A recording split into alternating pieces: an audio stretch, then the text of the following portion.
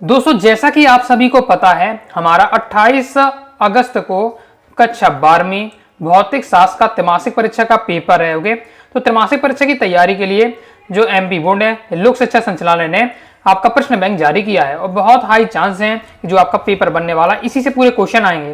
तो मेरा मानना है कि यदि आप यहाँ प्रश्न बैंक का संपूर्ण सॉल्यूशन तैयार कर लेते हैं, संपूर्ण प्रश्न बैंक तैयार कर लेते, तो आपका 70 में 70 स्कोर होने वाला है फिजिक्स के पेपर में। तो ओके, बाकी आप सॉल्यूशन कहाँ से मिलेगा तो चिंता नहीं करनी है, मैं आपके साथ हूँ। टेंशन नहीं लेने का, आप है ना, मैं आपको पूरा सॉल्यूशन आपको बता दूंगा। बस एक काम आपको करना है कि वीडियो को ध्यान से अंत तक देखते जाइएगा, सुनते जाइएगा और आपको सॉल्यूशन समझते और तैयार करते जाना है। ओके, तो हम देख लेते हैं। और त्रैमासिक परीक्षा के लिए स्पेशल ये पूरा तैयार किया गया। ओके, ब्लूप्रिंट भी देखिए त्रैमासिक परीक्षा के लिए जारी हुआ है, जिसमें पूरा आपके 5 अध्याय आने हैं और यही बताया जा रहा है किस अध्याय से क्या पूछा जाएगा। जैसे आपका विद्युत आवेश तथा क्षेत्र है, एक आपका 2 MCQ आएंगे, एक रेगिस्तान आएगा, फिर आपके 2 सत्ता आएंगे, आपका एक वाक्य में एक क्वेश्चन आएगा। तो पूरा इस प्रकार से भी दिया हुआ है। ओके, 2 नंबर का एक क्वेश्चन आएगा, 3 नंबर का एक क्वेश्चन, 4 नंबर का एक क्वेश्चन, ये भी हमें पता चल जाता है। तो चलिए हम क्रम से क्या है सॉल्यूशन देखते हैं। यहाँ एक बात और लिखी हुई है, देख सकते हैं, प्रश्न पत्र का निर्माण प्रश्न बैंक के प्रश्नों का ही उपयोग करें। जो टीचर के लिए निर्देश दिया गया है कि प्रश्न पत्र निर्माण जब करें, मतलब पेपर बनाएं, तो प्रश्न बैंक के प्रश्नों का उपयोग करें। तो हाई चांस है कि आपके इसी में से क्वेश्चन आपको पेपर में देखने को मिलेंगे, तो तैयार करके रखना है। चलिए क्रम से सॉल्यूशन हम देखते जाते हैं। देखिए पहले तो मैं आपको यह 5 अध्याय हैं, 5 अध्याय आपके अभी आने त्रैमासिक परीक्षा में, तो 5 के 5 अध्याय के जो आपके ऑब्जेक्टिव हैं वो आपको कवर करा दूंगा। ओके, 2 वीडियो आएंगी तो 2 वीडियो में पूरे आपके ऑब्जेक्ट कवर करा दूंगा। उसके बाद नेक्स्ट है आपके 3 से 4 वीडियो में हम क्वेश्चन आंसर देख लेंगे। 3 से 4 वीडियो में हम क्या है संपूर्ण सॉल्यूशन कवर कर लेंगे। क्लियर है? चलिए देख ले, पहला अध्याय हमारा विद्युत आवेश तथा क्षेत्र। तो ओके, बहुविकल्पी प्रश्न पहला है, ई तीव्रता वाले विद्युत क्षेत्र एवं आवेश क्यू रखने पर उस पर लगने वाला बल होगा। तो उसमें कौन सा बल होगा? तो राइट आंसर हो जाएगा दोस्तों आपका F = QE। तो ये हो जाएगा आंसर होगा आपका सी नंबर का, F = QE। नेक्स्ट, किसी बिंदु आवेश से दूरी r पर विद्युत क्षेत्र के अनुक्रमानुपाती होता है। अनुक्रमानुपाती यहाँ पूछा जा रहा है आपका विद्युत क्षेत्र के, तो आंसर हो जाएगा बी नंबर का 1/r², 1/r²। नेक्स्ट है, एक खोखले गोले के अंदर एक विद्युत द्विध्रुव रखा है, गोले में संबद्ध विद्युत फ्लक्स होगा। तो वो गोले में जो विद्युत फ्लक्स होगा वो आपका क्या होगा? 0 होगा, क्योंकि आप जब खोखले गोले के अंदर क्या है विद्युत द्विध्रुव रखेंगे तो हमारा जो विद्युत क्षेत्र क्या होगा? विद्युत क्षेत्र आपका 0 होगा। ओके, विद्युत क्षेत्र जब 0 है आपका तो विद्युत फ्लक्स भी आपका क्या होगा? 0 होगा। इस प्रकार से एक कूलाम आवेश में इलेक्ट्रॉनों की संख्या है, तो आंसर आपको क्या होना चाहिए?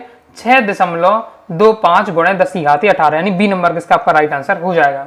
आगे देख लेते हैं और समझना है। तो जैसे कि हम कैसे बता सकते हैं कि एक कूलाम में आवेश पूछा जा रहा है, तो हमें पता होता है कि हमें क्या पता है कि एक इलेक्ट्रॉन पर कितने कूलाम आवेश होता है? तो 1.6 × 10⁻⁻19 आपका कूलाम होता है। और ये आपका ऑब्जेक्ट में पूछा भी जाता है। ओके, एक इलेक्ट्रॉन पर आवेश, तो ये आपको याद रखना है। तो ये हमें पता है। ओके, हमें निकालना है लेकिन एक कूलाम पर, तो एक कूलाम पर निकालना है तो 1/, क्या है, अपॉन में चला जाएगा, 1.6 × 10⁻⁻19 आपका आ जाएगा। ओके, इलेक्ट्रॉनों की संख्या इतना होगा। इसको कैलकुलेट आप करेंगे तो फिर आपका यही आपका आ जाता है, क्या आ जाता है? 6.25 × 10⁸। तो इस प्रकार से निकलता है आपका। ओके, तो आगे देख लेते हैं। इस क्वेश्चन है, मुक्त आकाश में विद्युतशीलता का विमीय सूत्र, तो आपको याद रखना इसमें डी नंबर का हो जाएगा ये वाला। ओके, आपका m इनवर्स है, l की पावर 3 है, फिर अब t की पावर 4 है और a की पावर 2 है। ओके, ये वाला। नेक्स्ट है छठवां, किसी विद्युत द्विध्रुव के केंद्र से दूरी r पर विद्युत क्षेत्र की अनुक्रमानुपाती है, 1/r³। ये आपका यहाँ होना चाहिए। ओके, क्लियर है? जबकि यहाँ आपका क्या है, बिंदु आवेश से दूरी r पर विद्युत क्षेत्र की अनुक्रमानुपाती पूछा जाता है तो 1/r² होगा।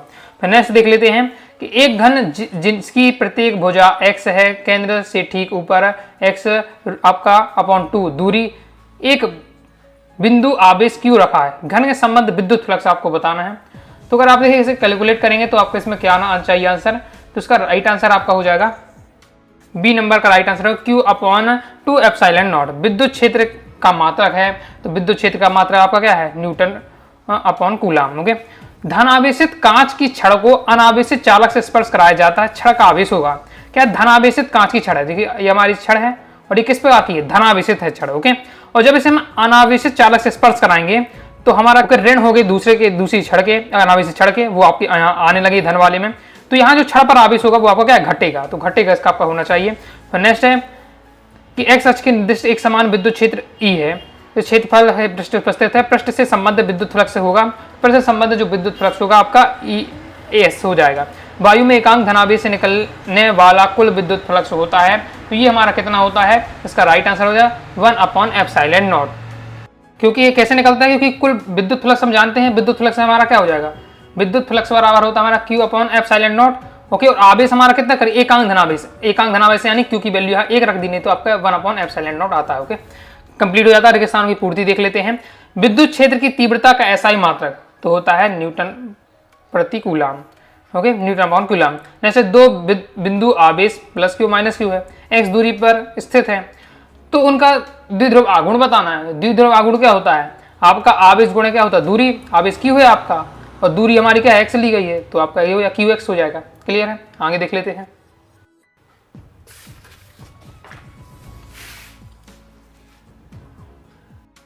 आगे नेक्स्ट हमारा तीसरा क्वेश्चन है, गॉस के नियम के अनुसार किसी बंद पृष्ठ से संबद्ध कुल विद्युत फ्लक्स उसके भीतर आवेशों के बीजीय योग का डेश गुना होता है, का 1/ε0 गुना होता है। नेक्स्ट है, गॉस का नियम आपको सीधे बताना है। आवेशित खोखले गोले के डेश स्थित बिंदु पर विद्युत क्षेत्र शून्य होता है। तो क्या जो आवेशित खोखले गोला होता है उसके अंदर क्या होता है, बिंदु पर क्या विद्युत क्षेत्र शून्य होता है, तो यहाँ हो जाएगा अंदर स्थित बिंदु पर विद्युत क्षेत्र क्या होता है, शून्य होता है। फिर नेक्स्ट हमारा मूल आवेश का मान डेश कूलाम होता है। तो मूल आवेश का मान 1.6 × 10⁻⁻19 कूलाम। अभी जस्ट आपको इसके पहले वाला जो क्वेश्चन था यहाँ 200 मैंने आपको बताया था। ओके, फिर नेक्स्ट है, किसी विद्युत ध्रुव पर नेट आवेश होता है, तो नेट आवेश हमेशा क्या होगा, शून्य होगा। क्यों शून्य होगा, क्योंकि इसमें क्या है, आपका ये विद्युत ध्रुव है, तो आपका यहाँ प्लस Q भी होगा माइनस Q होगा। ओके, तो दोनों क्या एक दूसरे को निरस्त कर देंगे, तो नेट आवेश क्या आएगा, शून्य आ रहा है। किसी विलगित निकाय पर आवेश सदैव रहता है, तो क्या होता है, आवेश सदैव संरक्षित रहता है, तो यह संरक्षित रहता है। क्लियर है, सत्य सत्य देख लेते हैं। किसी चालक के अंदर विद्युत क्षेत्र शून्य होता है, तो बिल्कुल सत्य हो जाएगा। हाँ, कोई भी हमारा चालक है उसके अंदर की हम बात करें तो विद्युत क्षेत्र हमेशा क्या होगा, शून्य होगा। स्थिर विद्युत क्षेत्र रेखाएं सदैव बंद वक्र बनाती हैं, तो ये आपका असत्य हो जाएगा, सदैव बंद वक्र नहीं बनाती। ओके, एकल आवेश का अस्तित्व नहीं होता है, तो ये दूसरा में क्या हो जाएगा, असत्य हो जाएगा, क्योंकि उसका अस्तित्व होता है। ओके, जबकि यहाँ लेकर नहीं होता तो इसलिए सत्य है। विद्युत विभव आघूर्ण सदिश राशि है, तो ये दूसरा आपका क्या हो जाएगा, आपका सत्य हो जाएगा, क्योंकि ये क्या है, सदिश राशि है। नेक्स्ट हमारा सजातीय आवेशों में आकर्षण होता है, तो ये दोस्तों आपको क्या हो जाएगा, असत्य हो जाएगा। क्यों असत्य हो जाएगा, क्योंकि ये सजातीय बोला जा रहा है। सजातीय यानी एक ही आवेश वाले। ओके, धन है और धन है, तो सजातीय में क्या होगा, सजातीय में विकर्षण होता है। ओके, मतलब प्रतिकर्षण होता है, तो ओके एक दूसरे को क्या है, दूर भागेंगे, जबकि यहाँ लिखा आकर्षण, इसलिए आपका क्या असत्य हो रहा है। विद्युत द्विध्रुव के दोनों आवेश एक दूसरे को प्रतिकर्षित करते हैं, तो ये भी दूसरा क्या हो जाएगा, असत्य हो जाएगा। अब क्यों असत्य हो जाएगा, विद्युत ध्रुव है हमारा प्लस Q, ये माइनस Q। ओके, तो ये क्या है, अलग विपरीत आवेश है, तो विपरीत आवेश है तो आकर्षित करेंगे, और यहाँ क्या लिखा है, प्रतिकर्षित करेंगे, इसलिए असत्य हो रहा है। किसी विद्युत क्षेत्र के किसी बिंदु पर स्थित इलेक्ट्रॉन जितने बल का अनुभव करता है उस बिंदु पर विद्युत क्षेत्र की तीव्रता कहते हैं, तो ये हमारा क्या हो जाएगा, ये हमारा बिल्कुल क्या सत्य हो जाएगा। ओके, तो विद्युत फ्लक्स एक अदिश राशि है, तो ये फिर आपका क्या हो जाएगा, असत्य हो जाएगा। विद्युत क्षेत्र रेखाएं ऋण आवेश से प्रारंभ होती हैं, तो ये आपका असत्य हो जाएगा, क्योंकि विद्युत क्षेत्र रेखाएं क्या है, धन आवेश से प्रारंभ होती हैं और ऋण आवेश में क्या होती है, ऋण आवेश में समाप्त होती हैं। ओके, यहाँ देखिए, यहाँ आपका अदिश पूछा जा रहा था। ओके, सदिश समझ रहा था, तो ये आपका सत्य होना चाहिए। विद्युत फ्लक्स अदिश राशि, तो हाँ वास्तव में क्या है, विद्युत फ्लक्स अदिश राशि है। ओके, क्लियर है, तो ये हमारा क्या है, सत्य सत्य कंप्लीट हो जाते हैं। अब एक शब्द एक वाक्य में उत्तर देख लेते हैं। एक माइक्रो कूलाम आवेश का ऋण आवेश बनाने में कितने इलेक्ट्रॉन की आवश्यकता होती है, तो हमें जो कितने इलेक्ट्रॉन चाहिए, कितने इसमें चाहिए है, 6.25 × 10⁻12। अब ये निकलता कैसे है, तो इसको सिंपल है। एक माइक्रो कूलाम में होते 10⁻⁻6 आपके इलेक्ट्रॉन। ओके, एक कूलाम में कितना होगा, फिर एक कूलाम में होता है 6.25 × 10⁻18, ये होता है। तो हमें यहाँ निकालना है एक माइक्रो कूलाम में पूछा जा रहा है, तो बस इसमें क्या है, 10⁻6 का में इसमें क्या है, गुणा करना पड़ेगा। 10⁻6 का क्या है, इसमें गुणा करेंगे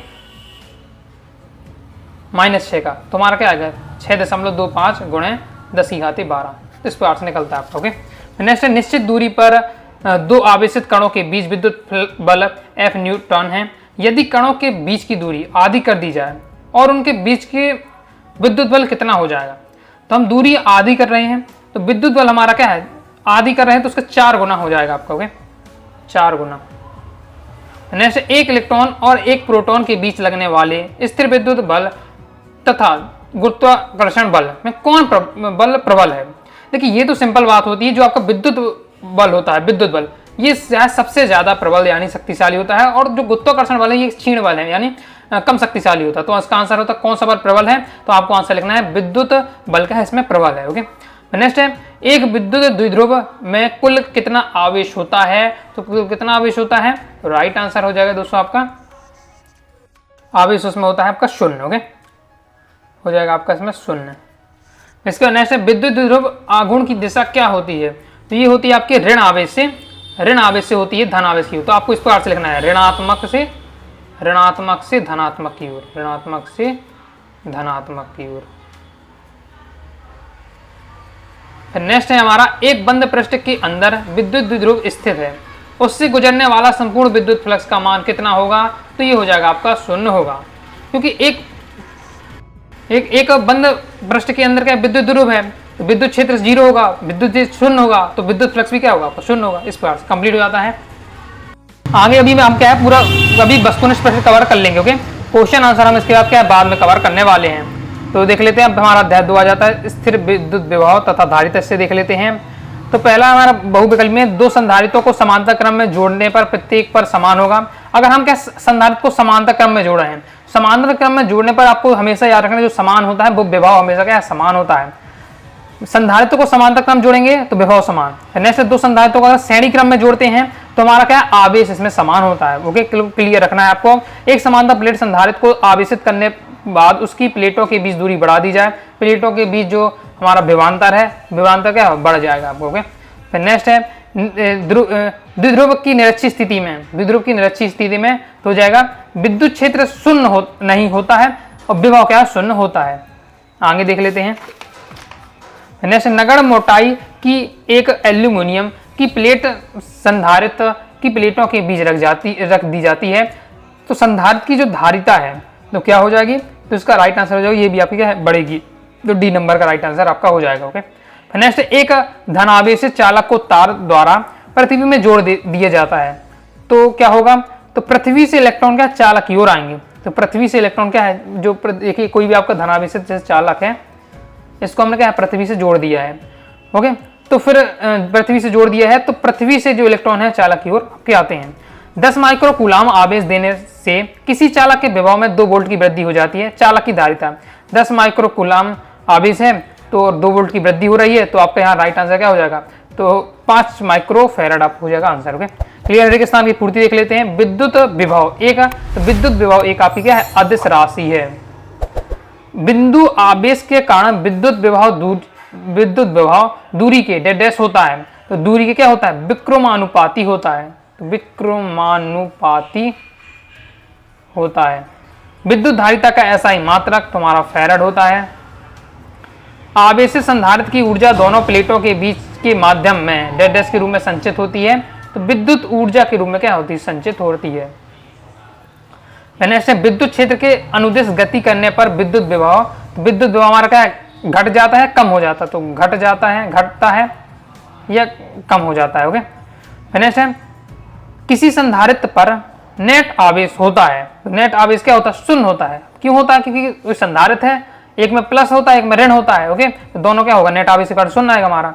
नेक्स्ट समांतर प्लेट संधारित्र की प्लेटों के बीच दूरी बढ़ाने पर उसकी धारिता, तो उसकी जो धारिता होती है वो क्या है घट जाती है, तो घट जाती है या कम हो जाती है। किसी आवेश को विद्युत क्षेत्र के लंबवत ले जाने पर किया गया कार्य हमारा क्या होता है किया गया कार्य शून्य होता है।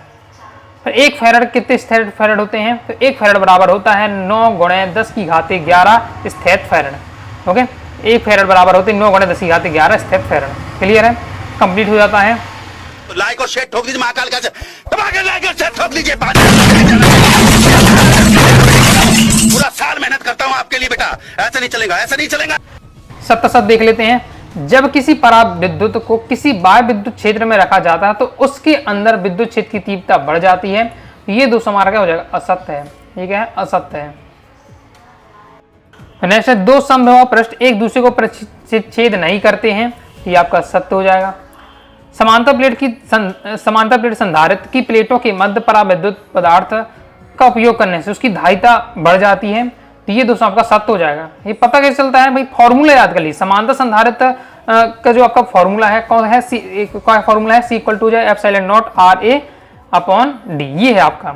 ओके, तो अगर आपका जैसे ए बढ़ रहा है, आपका अगर ए बढ़ रहा है तो सी भी बढ़ेगा। ओके, आर बढ़ रहा है तो सी बढ़ेगा। अगर आपका डी बढ़ रहा तो फिर आपका जो सी है वो घटता है। इस बार अब क्या लिखा हुआ है कि परावैद्युत पदार्थ का उपयोग करते हैं, यानी आपका परावैद्युत पदार्थ यानी ये बढ़ रहा है तो धारिता बढ़ती है, तो धारिता जब ये बढ़ेगा तो यही बढ़ेगा, बिल्कुल सही होगा। तो आपका सत्य हो रहा है इस बार। ओके, तो ये आपको एकदम अच्छे से याद रखना है। ओके, नेक्स्ट है विद्युत द्विध्रुव के कारण विभव दूरी के घन के विक्रमानुपाती होता है। तो ये दोस्तों हमारा क्या हो जाएगा, असत्य हो जाएगा। ठीक है, असत्य है। आवेशित खोखले गोले के अंदर विभव शून्य होता है। तो ये हमारा क्या हो जाएगा, असत्य हो जाएगा। तो फिर कितना होता है, इस पॉइंट को मैं आपको समझा देता हूं, याद रखिएगा।